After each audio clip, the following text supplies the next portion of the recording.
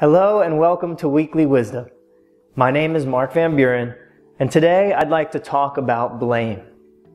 So it's a very natural and human tendency to blame other people for our suffering, for our unhappiness, and maybe just for a general lack of peace in our lives. We might blame our parents, a friend, we might blame the president or people in office. We might even blame a situation, an illness, a traumatic event during childhood. And what we do when we're blaming people or situations is we actually hold our responsibility far away from ourselves.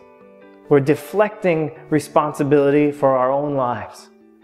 Now look, I'm not denying the fact that people or situations can cause you to be a certain way.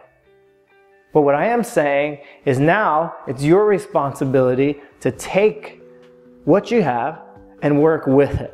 Everything is workable. And if you just are able to turn that finger around to yourself and say, hey, these are the cards that I've been dealt. I might not want these cards, but these are the cards that I have.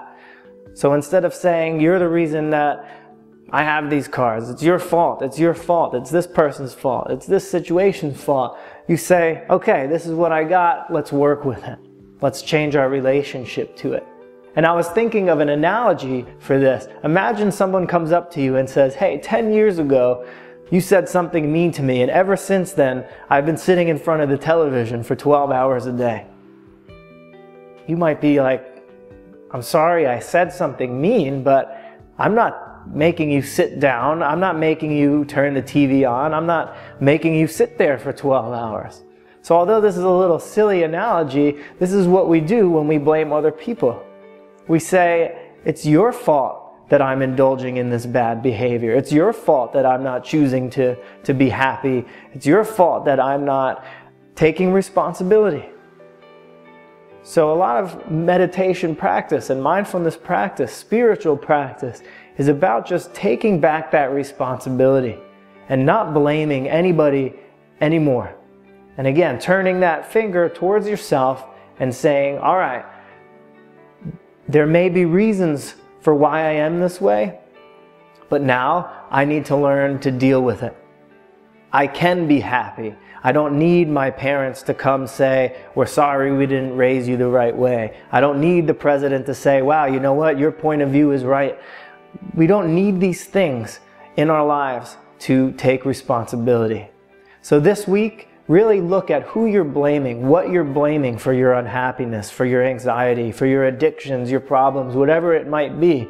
And just start to turn that finger back around, not in a guilt-ridden sense. You're not pointing the finger back at yourself saying, oh, it's my fault now, everything's my fault. That's just nonsense. You're not trying to create more hatred and issues, but you're pointing it back at yourself to say, hey, maybe I am the cause of continuing this.